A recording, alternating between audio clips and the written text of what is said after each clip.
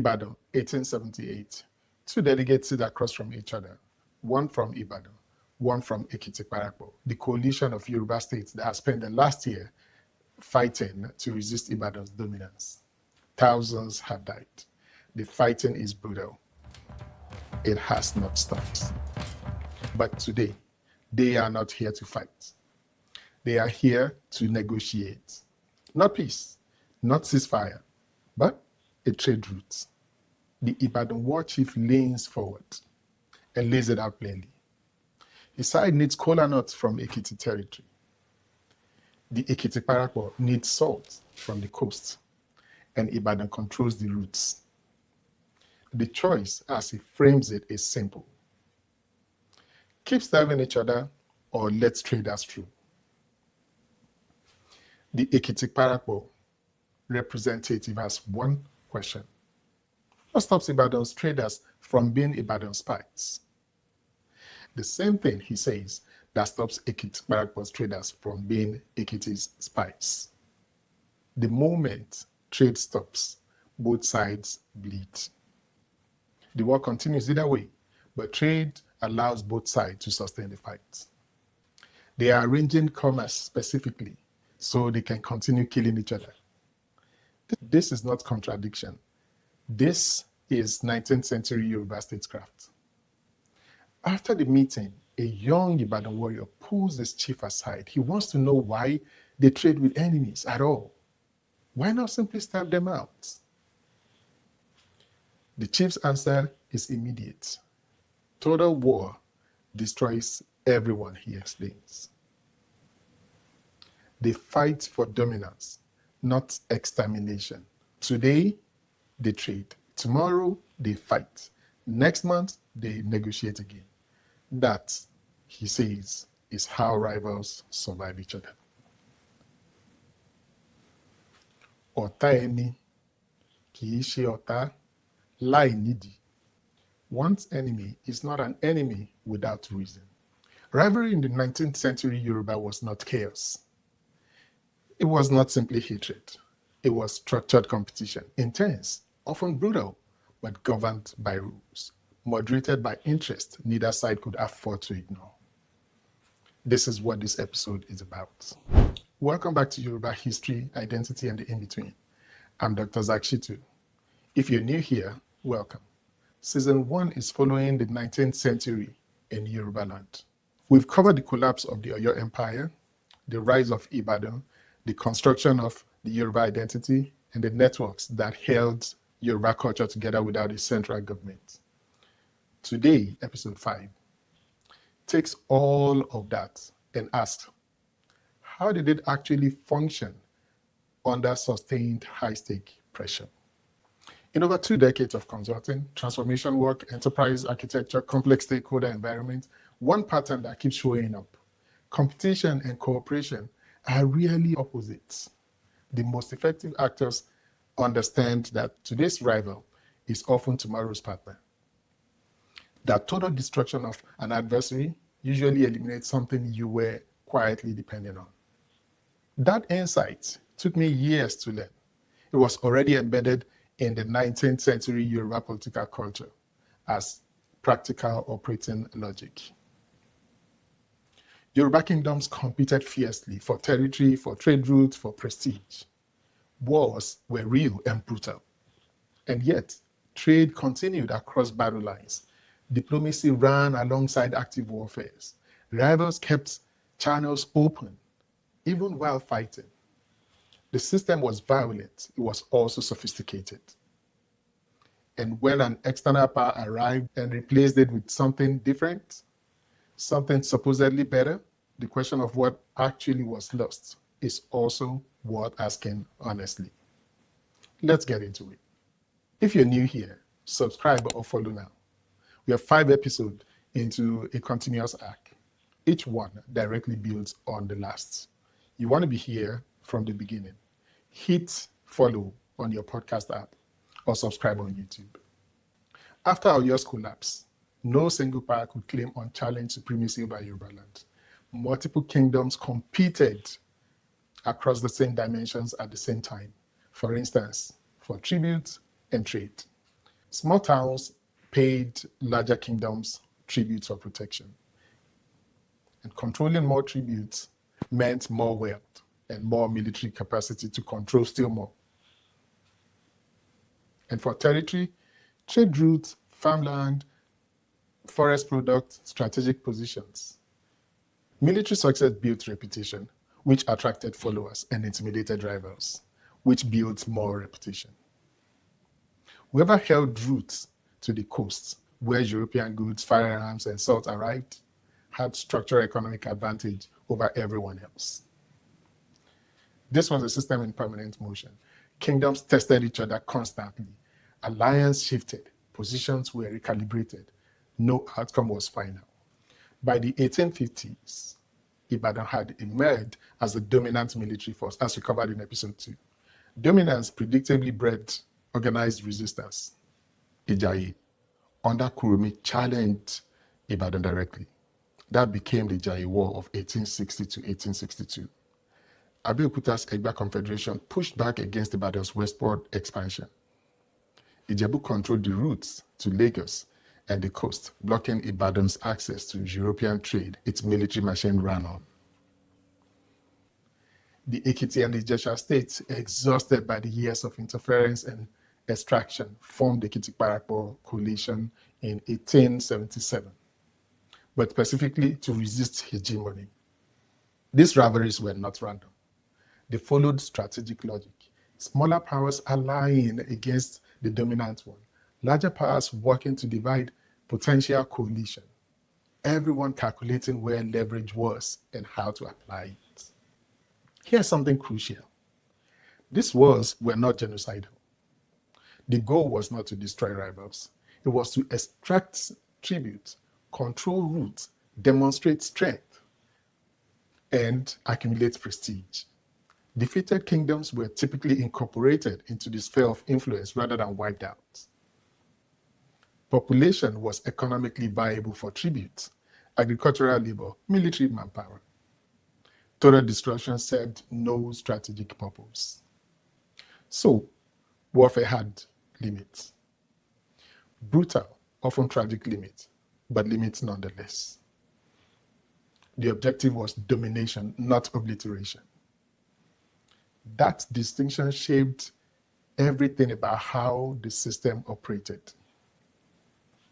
Today's ally was tomorrow's rival. Enemies allied against common threats. Smaller powers played larger ones against each other with considerable skills. Abeokuta and Ijebu fought each other and then allied against Ibadan. Then Ijebu made peace with Ibadan against Abeokuta. Then both reconsidered as British presence in Lagos added new player whose resources dwarfed everything in the indigenous competition. This fluidity was not instability. It prevented permanent polarization. No conflict locked in a permanent alignment. No victory was quite final. Today's enemy retained the possibility of becoming next year's trading partner. And that possibility was itself a stabilizing force. No Yoruba kingdom could survive on its own production. Regional specialization meant every kingdom needed goods that only the others produced. Coastal areas, Ijebu, Lagos, controlled salt, European manufactured goods, and by mid-century, firearms. Forest zones produced kola nuts, yams, palm products. The savanna of Old Oyo territory offered agricultural surplus and access to northern trades. Specialist craft centers across the region produced iron, tools, clothes, leather goods, ritual objects. Even during active warfare, these needs did not stop. Armies needed weapons, powder, cloth. Civilians needed salt, tools, food. Complete embargo would hurt both sides with equal force.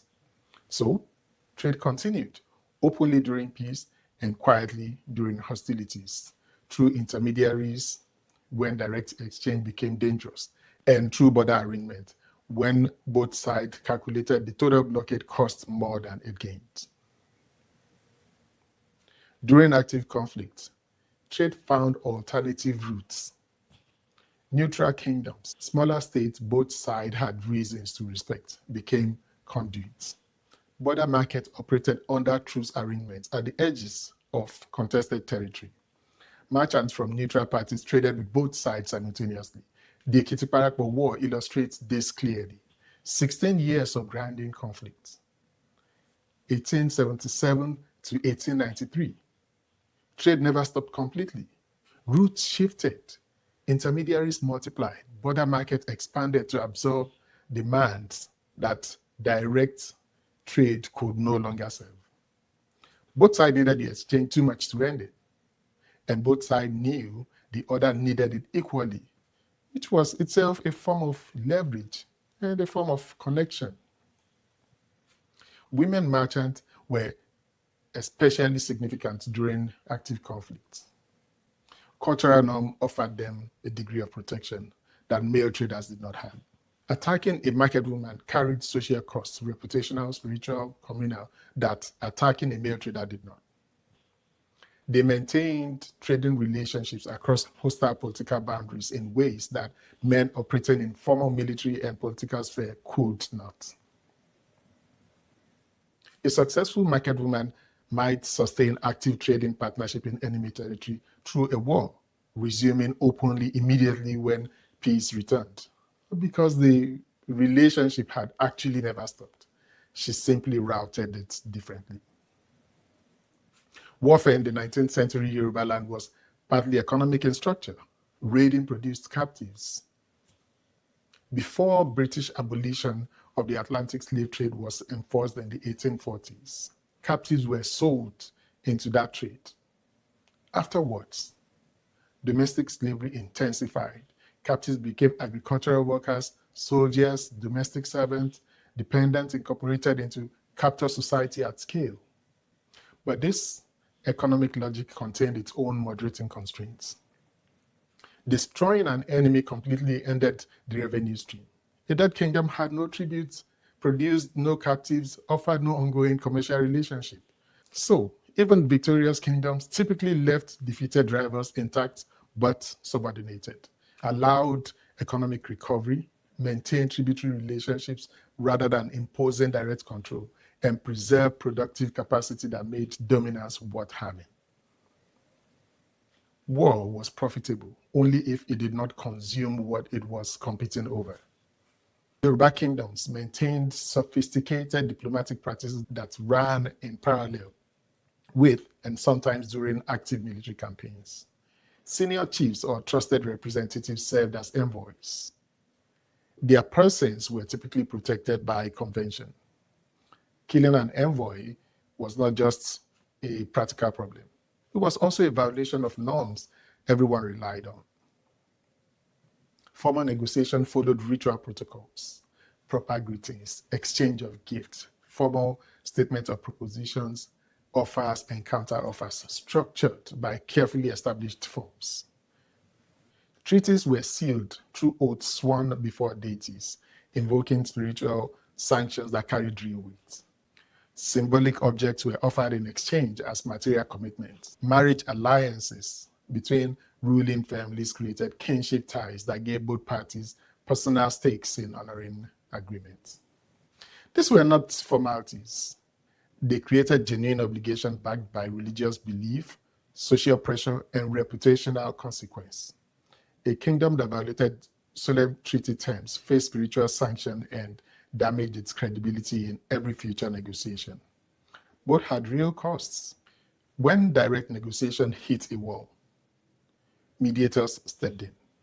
Babalawos or Ifa priests served as spiritual neutral figures whose authority came from sacred knowledge rather than political allegiance. Respected elders from neutral kingdoms offered precedence without a stake in the outcome. Representatives from Ile-Ife, whose authority was ritual rather than military, sometimes mediated when their standing could command attention from both sides. Mediators helped parties to communicate where direct talks were too charged. They proposed compromises that allowed both parties to save face. Not a small thing in political cultures where prestige was a resource leaders could not publicly surrender. They invoked traditional precedent to frame agreements in terms of shared values rather than one side's interests. And they provided the moral authority that gave settlements weight beyond the immediate calculation of force.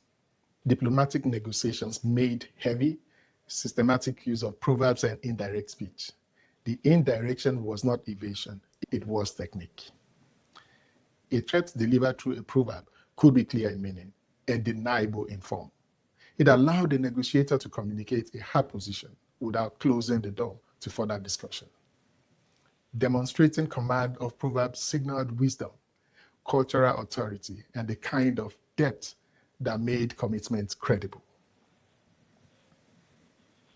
Consider the difference between saying, "We will attack you if you do not comply," versus invoking a proverb about a farmer who cannot outrun a hoe indefinitely. Both communicate the same warning, but the proverb locates it within a shared framework. It implies both parties understand the logic. It leaves space for the recipient to respond with their own proverb rather than having to either capitulate or escalate directly. The shared code enabled complex negotiation that blunt language would have foreclosed. Skilled negotiators were prized for rhetorical ability as much as for political position. Deploying the right proverb at the right time with the right weight, that was expertise. It was valued accordingly. But diplomacy had real limits. When core interests clashed irreconcilably, negotiations failed and war resumed. The Ekitiparapo War lasted 16 years, partly because Ibadan insisted on supremacy and the coalition insisted on autonomy, and neither position admitted compromise on its fundamental terms. A subordinated Ekitiparapo was not worth having. An Ibadan that acknowledged equals was not the Ibadan that the military system had built. The deadlock was structural, not a failure of diplomatic skill. Only British intervention in 1893 broke it.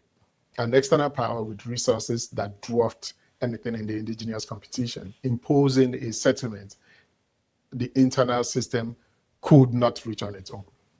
That shows both the sophistication of the Yoruba diplomacy and its honest limitation. It could manage rivalry within a shared framework. It could not resolve conflicts where the fundamental stakes were non-negotiable on both sides. So far, we just described a culture where the most powerful move in a negotiation was choosing the right proverb, where indirect speech carried more weight than direct traits, where cultural fluency was political power. Does this remind you of anything in the world you navigate today? Drop a comment. I want specific examples. If this framing of structured rivalry is shifting how you think about conflicts, share this episode. These are not just 19th century Yoruba questions. If you're getting real value from this series, the depth, the sourcing, the connection nobody else is making, consider supporting it on Patreon. Patrons get early access to episodes, extended notes, and direct access to the conversation behind the research.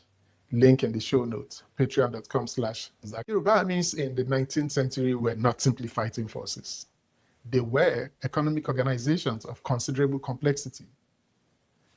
Large war camps like Ibadan's during the Ekitiparapo War functioned as mobile cities, warriors and their dependents, traders supplying food and equipment, smiths, leather workers, cloth producers, women managing provisions and processing, captives incorporated as labor, thousands of people engaged in a full range of economic activity required to sustain the extended campaign.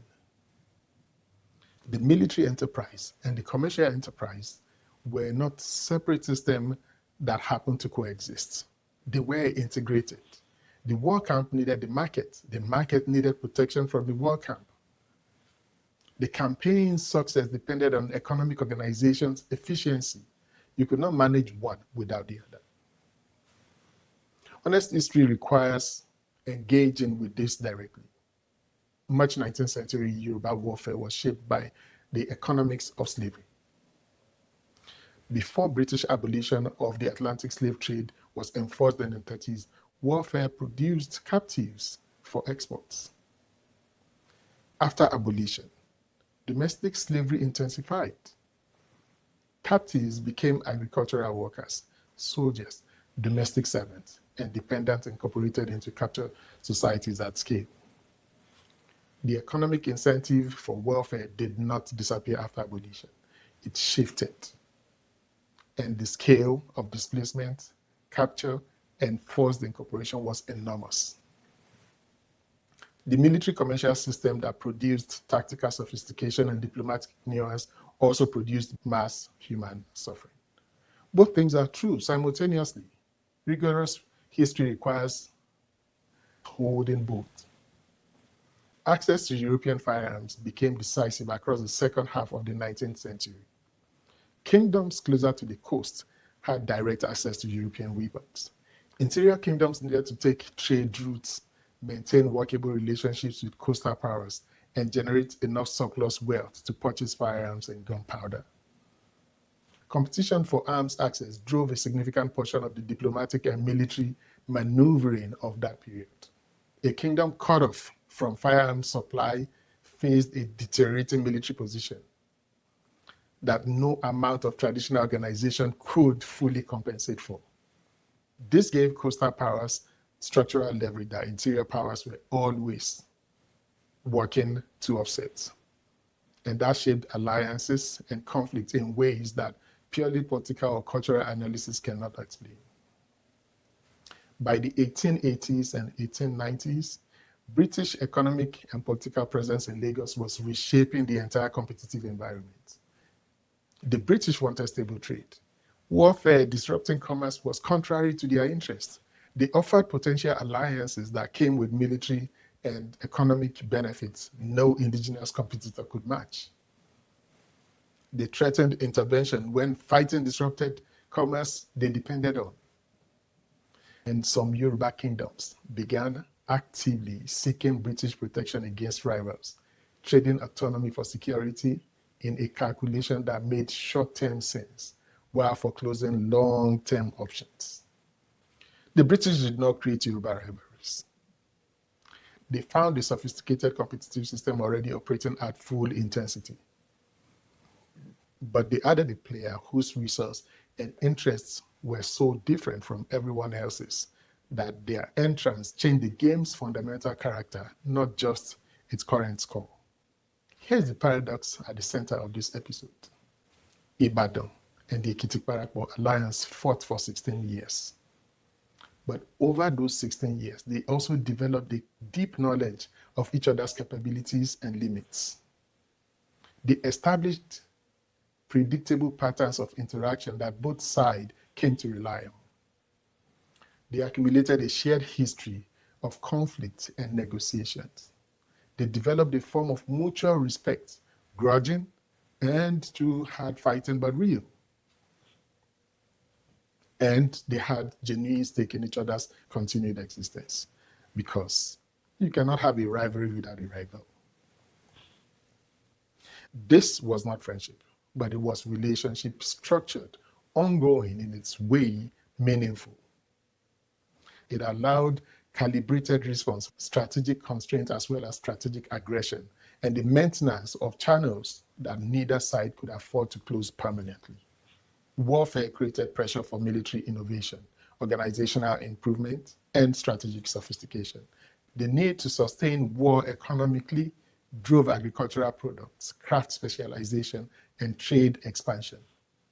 The 19th century Yoruba wars were devastating in their human cost, but they also tested and developed political institutions, created new political forms, Ibadan's military republic chief among them, forced adaptation of innovation, and maintained a dynamic tension that prevented any single actor from achieving total dominance.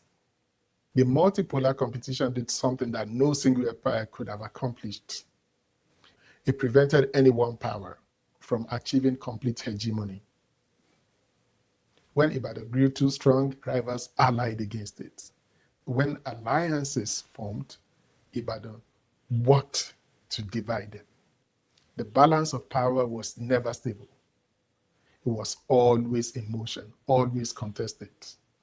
But it never collapsed into a single dominant order. That messy equilibrium was exhausting, but it also meant that no kingdom could permanently extinguish the autonomy of others. The system's instability was the price of its pluralism. British pacification in the 1890s did not end rivalry. It froze it. Instead of competition resolving through warfare, negotiation, and shifting alliances, processes that, however brutal, were internally generated and internally legible, British power imposed a settlement before the indigenous system could reach its own resolution. Existing power structures were preserved through indirect rule, locking in the outcomes of the most recent phase of the competition rather than allowing the system to continue to evolve. Competition was redirected into colonial administrative politics with different rules and different stakes. And new forms of rivalry emerged. Competition for colonial favors, for access to administrative machinery, for position within a system whose logic was fundamentally external. Whether British intervention was better or worse than the indigenous system might have produced is a serious question. But it was unambiguously different, and it was imposed rather than arrived at. That distinction matters for how we understand what was lost. Ibadan, 1893. The Ekitiparapo War is over, not because either side won, but because the British said so. The same war chief from the opening sits across from an Ekiti representative. 16 years of war between them. Today, they are signing a peace neither one of them chose. There is no celebration in the room, no relief, really. Just two men who fought each other to a standstill, now watching someone else write the ending. They will trade again after this, openly.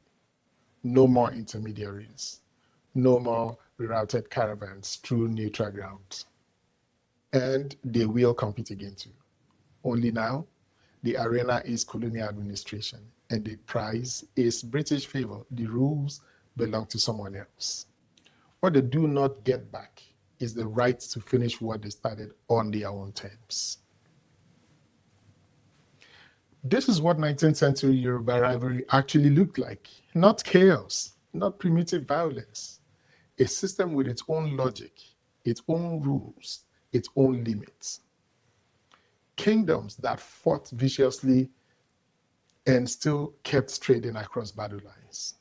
That waged wars and practiced diplomacy at the same time. That competed without consuming each other completely. It was brutal. It was costly, and it was working on its own terms, but it wasn't allowed anymore.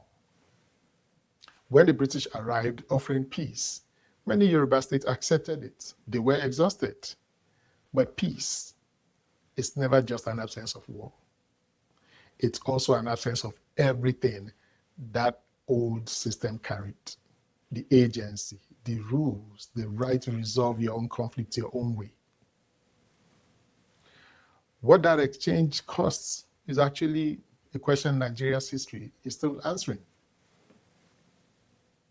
That's episode 5 of Yoruba History, Identity, and the In-Between. Trade, diplomacy, and rivalry. How competition coexisted with cooperation. Next episode, when the Europeans arrived, how did the European presence, first traders, then missionaries, then colonial officials, redirect systems that were already in motion? How did trade patterns shift when the rules were written by players with incomparably greater resources? How did political choices narrow? Europeans didn't create Yoruba politics, but they fundamentally changed them. That's next. If the season is building something for you, if the picture is getting clearer and more complex at the same time, Subscribe now on YouTube or follow on your podcast app. Episode 6 takes everything we've built and puts it under entirely new pressure. Don't miss it. This series takes serious research and serious production. If you want to go deeper, early access, extended notes, the conversation behind the work, support it on Patreon at patreon.com/Zakshitu. Every patron makes the next episode possible. Drop a comment. I want to know what you make of the idea that British intervention froze rather than resolved the Yoruba competition. That the system was disrupted before it could reach its own conclusion. Is that loss? Is that relief? Tell me which way to feel more. Share this episode with someone who assumes African political system before colonialism were chaotic or primitive. This is what sophisticated indigenous governance actually look like. Complex, strategic, operating entirely on its own terms. Follow along between episodes. Historical notes, source discussion, the conversation happening behind the scenes. Find us on Instagram, YouTube, and wherever you're listening. Links are in the show notes. I'm Dr. Zakshitu, and this has been Yoruba History, Identity, and the In-Between. See you next time.